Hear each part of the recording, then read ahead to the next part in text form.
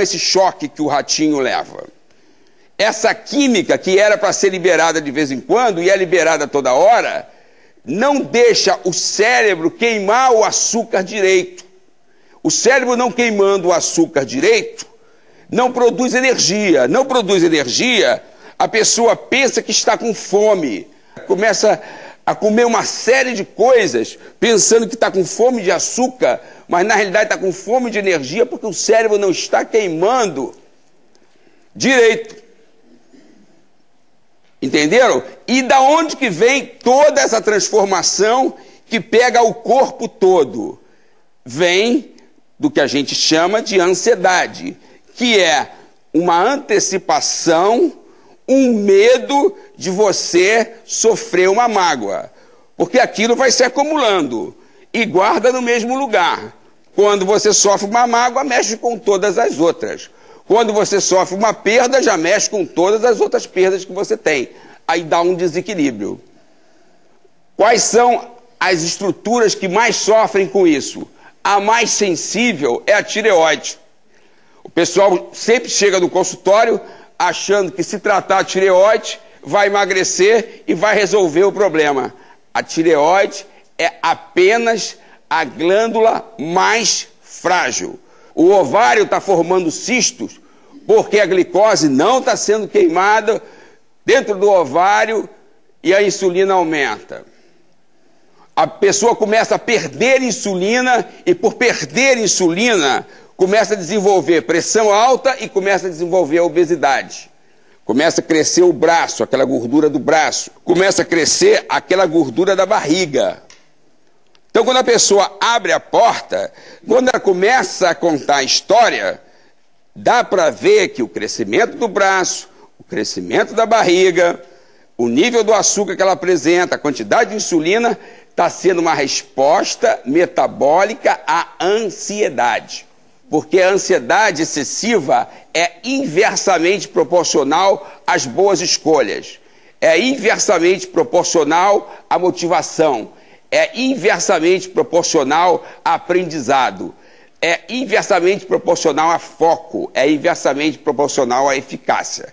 Olha só, aqui está o presente, aqui está o passado, aqui está o futuro. Nós temos uma estrutura que ela prepara a gente para tentar evitar uma mágoa, que é qualquer dano ao nosso corpo ou qualquer dano à nossa identidade, nosso eu. Qualquer dano é uma mágoa.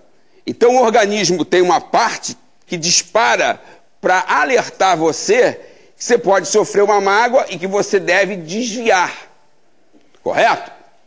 Se você conseguir se manter super atento no presente, e toda vez que você for magoado, você responder aquela mágoa de uma maneira equilibrada, de uma maneira inteligente, de uma maneira correta, você não tem problema nenhum. Se você, na hora, responder à mágoa. Eu fui a um casamento, aí na hora dos cumprimentos, a moça falou assim para a outra: há quanto tempo que eu não te vejo? Você está enorme de gorda. Coitado do seu marido, como é que ele consegue? A outra falou assim: você tá velha pra caramba, toda enrugada, nem para fazer uma plasticazinha, cheia de pelanca. O pau comeu, acabou o casamento. Agora, todo mundo foi contra a pessoa que foi ofendida porque era gorda. Agora, quando ela respondeu que a outra era velha, mas uma senhora chegar num casamento e dizer coitado do seu marido, como ele aguenta, é dose para leão. É ou não é? Mas ela respondeu na hora. Mas não foi adequado porque acabou o casamento. O pau comeu, uma deu na outra, foi uma baixaria danada. Não é preciso você responder. Agora, nós conseguimos isso? Agora, na maioria das vezes, principalmente quando a gente é criancinha, a gente consegue. Eu me lembro até hoje, quando eu era pequenininho, eu fui comprar pão. Aí quando eu fui comprar pão, um cara grande pra caramba, maior gigantão, cara enorme, aqueles que tomam bomba, tem aqueles brações, eu, garoto magrinho, né? Meu nome era Caveira, lá vinha eu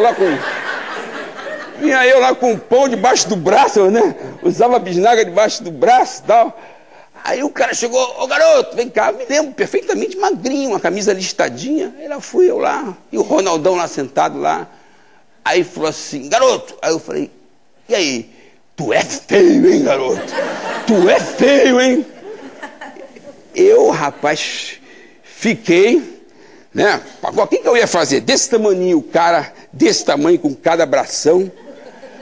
Quando eu cheguei no Banco do Brasil no outro dia para fazer um depósito, aí eu entro no banco, quem é que eu vejo? O Ronaldão.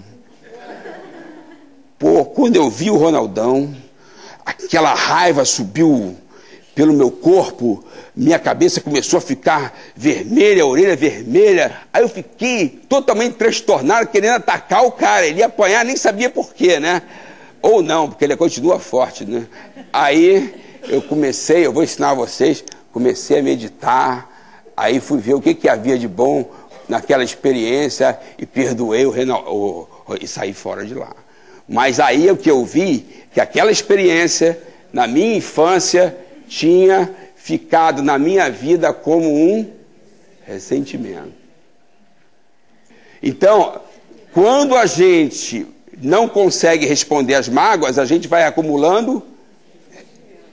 Com isso, e com a alteração toda hormonal, o cérebro da gente queimando menos gordura, a gente começa a ficar sem energia e começa a ficar mais triste. E depois de muitos ressentimentos, depois de muitas tristezas, a gente vai chegar a um total desânimo. Agora reparem que coisa engraçada, a vida só existe no presente. E essas emoções, elas estão no passado. Primeira coisa que vocês têm que levar daqui, emoções no passado adoecem. A vida só existe no presente.